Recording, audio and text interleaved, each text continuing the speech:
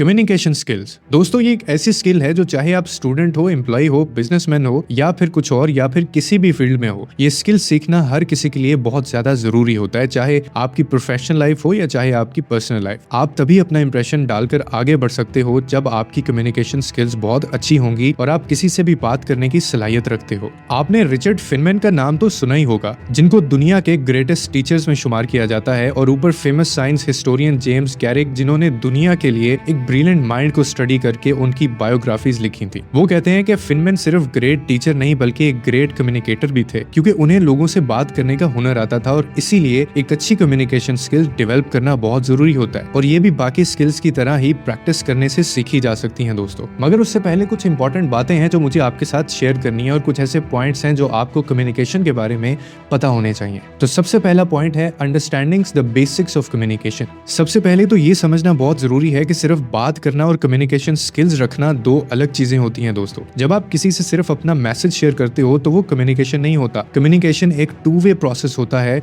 जहां आप सिर्फ अपनी नहीं बल्कि सामने वाले की भी बात एक्टिवली सुनते हो, और जब दोनों तरफ काम एक्टिव हो तभी उसे कम्युनिकेशन कहते हैं दोस्तों। आप किसी डेट पर हो या जॉब इंटरव्यू में हो या फिर किसी दोस्त के साथ हो, कम्युनिकेशन ही वो ब्रिज होता है जिससे आप सामने वाले को समझ पाते हो। उसके बाद अगला पॉइंट आता है कन्वर्सेशनल थ्रेडिंग दोस्तों, और ये सबसे ज्यादा इंपॉर्टेंट पॉइंट है कम्युनिकेशन स्किल का। अगर आपने इस स्किल को मास्टर कर लिया तो बात करते हुए आपको और बताओ कहना नहीं पड़ेगा, बल्कि आपको खुद ब खुद बातें आने लगेंगी। इसका मतलब होता है कि किसी एक टॉपिक से 10 और बातें निकालना, ताकि कन्वर्सेशंस का जो फ्लो है वो बरकरार रहे। मैं आपको एक एग्जांपल देता हूँ। आप किसी फंक्शन में हो और किसी न्यू पर्सन से आप वहाँ पे मिलते हो और आप उसको ये कहते हो कि हाय, आप अकेले क्यों खड़े हो, बाकी लोगों के साथ एंजॉय क्यों नहीं कर रहे हो, और वो आगे से कहता है कि बस यार ऑफिस में काफी काम था तो इसीलिए मैं थक गया हूँ। अब आप कहोगे कि हाँ मैं समझ सकता हूँ, वैसे क्या काम करते हैं आप। फिर वो आगे से कहता है कि मैं तो फर्म में हूँ और सॉफ्टवेयर डेवलपर हूँ। अब आप आगे से उसको बोल सकते हो कि वाह, काफी इंटरेस्टिंग जॉब लगती है आपकी, आपको ये काम पसंद है क्या। इसी तरह से आप कन्वर्सेशंस को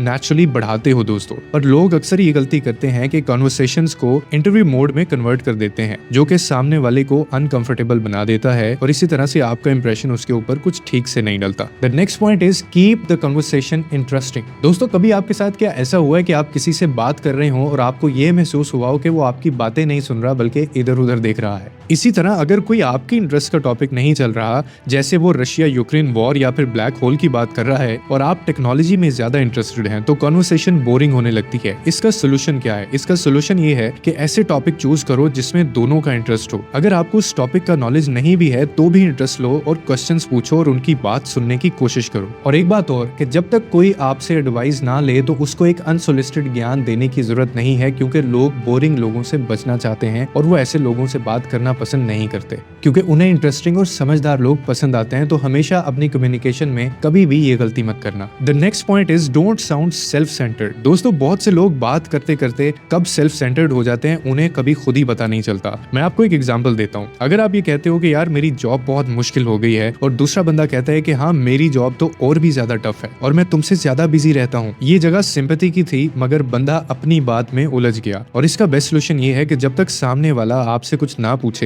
आप अपने बारे में बात मत करो। हर वक्त मैं और मेरा या फिर मुझे करना, ये लोगों को अक्सर आपसे दूर कर देता है, और ऐसे अल्फाज इस्तेमाल नहीं करने चाहिए जिससे ये लगे कि शायद आप सेल्फ सेंटर्ड हैं, क्योंकि लोगों को सेल्फ सेंटर्ड लोग पसंद नहीं आते और वो आइंदा आपसे मिलना भी नहीं चाहेंगे और ना ही बात करना चाहेंगे। And the next point is listen like a therapist. दोस्तों, आपने कभी ये सोचा है कि थेरेपिस्ट के पास जाके लोग इतना कंफर्टेबल कैसे होकर बात करते हैं? उसकी एक रीजन ये है कि जो थेरेपिस्ट होते हैं वो अपने क्लाइंट्स की बात इतनी गहराई से और इतनी खामोशी से सुनते हैं कि उनके जो क्लाइंट्स या पेशेंट्स होते हैं उनको लगता है कि वो उनको समझने लगे हैं, और वो फिर उनसे खुल के बात करना शुरू कर देते हैं, और इसी वजह से वो उनके साथ कंफर्टेबल भी फील करते हैं, और उनको ऐसा लगता है कि शायद ही मुझे समझ रहा है या फिर मेरी केयर कर रहा है। और इसी प्रिंसिपल को अपनी हर कन्वर्सेशन में लाने की कोशिश करो। जब तक सामने वाले को ये फील नहीं होता कि आप उनकी बात सुन रहे हो, तब तक वो आपसे इमोशनली कनेक्ट नहीं करते, चाहे वो इंटरव्यू हो, रिलेशनशिप हो या फिर बिजनेस पिच हो। तो ये थे कम्युनिकेशन के कुछ ऐसे प्रिंसिपल्स जो आपको लाजमी पता होने चाहिए, ताकि नेक्स्ट टाइम आप अगर किसी से बात करें तो आप इन चीजों को वहां पे अप्लाई भी करें, और फिर देखें कि लोग आपसे बात करना कितना पसंद करेंगे और उनका दिल चाहेगा कि वो आपसे बात करें। अगर ये वीडियो तुम्हें पसंद आया हो और इस वीडियो ने तुम्हारी लाइफ में कोई वैल्यू ऐड की हो तो चैनल को लाइक और सब्सक्राइब करना, ताकि आने वाली वीडियोस तुम तक पहुंच सकें।